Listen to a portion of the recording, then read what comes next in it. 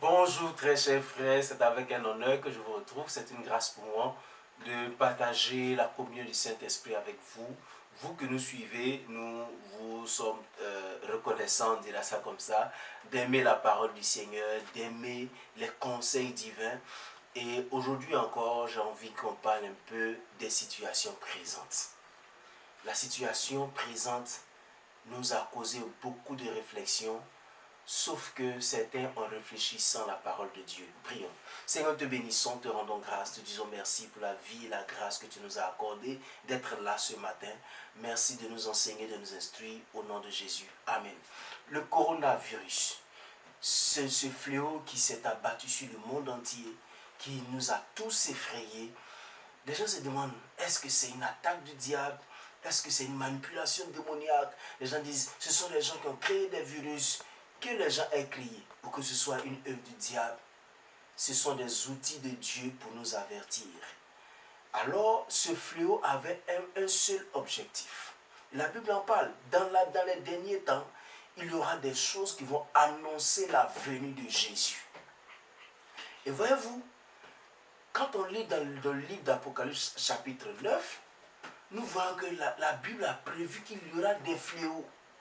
Seulement, quand on lit dans le verset 20 de Apocalypse chapitre 9, il dit ceci: le tiers des hommes qui ne furent pas tués par ces fléaux ne se repentit pas de ses œuvres, de toutes les œuvres de ses mains. C'est-à-dire, l'objectif du Seigneur, c'est que ces personnes se répandent, c'est que nous parvenions à la repentance. C'est ça l'objectif. Au lieu qu'on se plaigne, il y a des gens qui disent, mais Dieu existe, pourquoi cela se passe?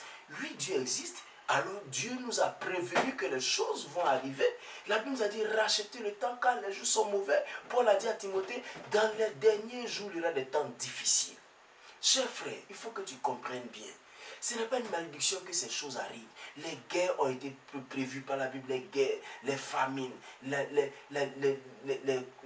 enfin, tous les palabres qu'on vit sur la terre, les fléaux, les calamités naturelles ou surnaturelles sont arrivées. Les tremblements de terre en Haïti, en Indonésie, partout, les choses sont bouleversées. Aux États-Unis, les choses, les tsunamis, les tempêtes, les ouragans, tout ça sont les choses qui ont été prévues par Dieu pour un seul objectif: ramener le cœur de l'homme à lui.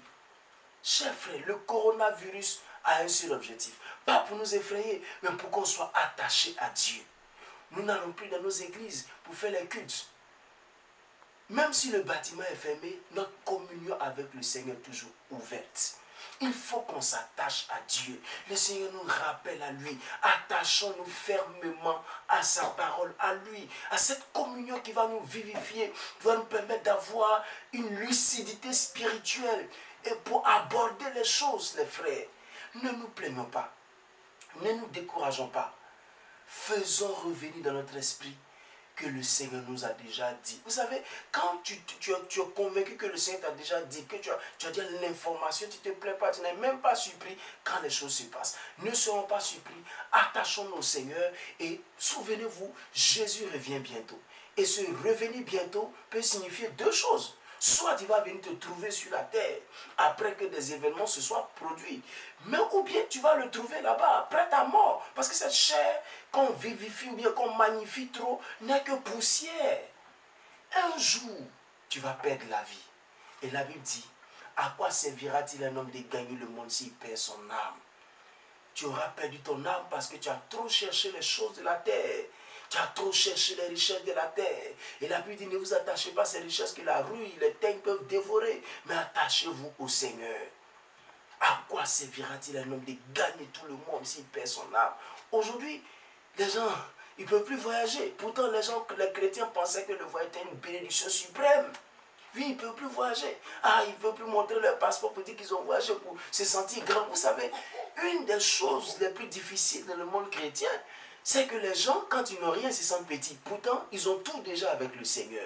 Nous avons été sortis du royaume des ténèbres pour aller dans le royaume du Fils de la lumière, pour être dans le royaume de Jésus-Christ. Nous sommes cachés avec Jésus-Christ en Dieu. Nous sommes déjà des personnes, nous avons la personnalité, de l'importance sans tous ces artifices, des voitures, de ceci. Non, nous sommes déjà enfants de Dieu, nous avons de la valeur. Chers frères, trêve de commentaires.